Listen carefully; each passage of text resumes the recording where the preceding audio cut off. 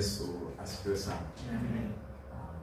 Nitambue uwepo wa mtumishi wa Mungu wakionekana hapo mbele, mtumishi wa Mungu wote na mtumishi wa Mungu wengine wote ambao wamekaa. Alianzia wapi na mwisho wa siku ukaamua kuanza kufanya na mpaka leo hii hapo ulipofika? Aljay kama Aljay ni story kidogo ndefu ambayo imeanza toka ikiwa shule ya msingi darasa la 5. Kwa hiyo ni kitu ambacho Mwenyezi Mungu ataweza kufikisha. Hii ni corporate ambayo inahusisha watu wawili ambao mmoja wapo ni mimi, Florian Ibanda, yuko ndugu yangu mwingine anaitwa Harrison Messi. Naye ni mtumishi. Ni watu wenye tabia moja, ni watu wenye tumekutana kwa mfano first year tumekaa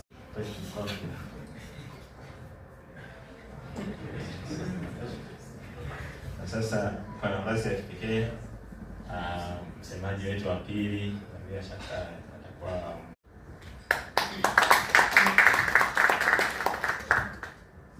timu wa chuo cha Katoliki KUM, nikiwa ninasoma sheria, lakini ni mwanafunzi sheria ambazo pia bado tunaendelea kufanya. Nilikuwa ninaanza kufanya nikiwa first year, nikajipendekeza kuwa zile group discussion, na lengo kubwa ule mgogoro, nikanunua printer mashine na kuweka nidhamu sasa nzuri ya yeye. Baada ya mwezi mmoja akaondolewa, kwa hiyo mimi nikabaki, na ndipo safari ilipoanza vizuri.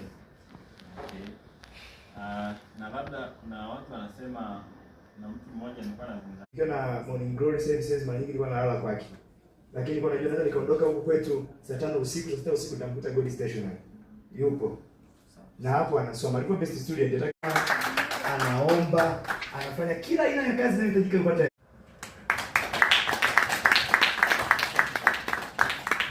Yeah, simple. Lakini God told me I'm going to build a bridge, we should come to it.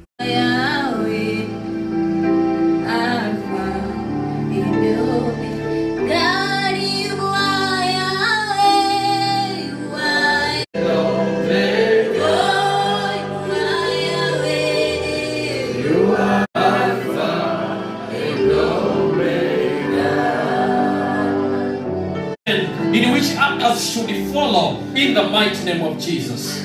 Neno lako aliendi kwa bure hata siku moja. Neno lako ni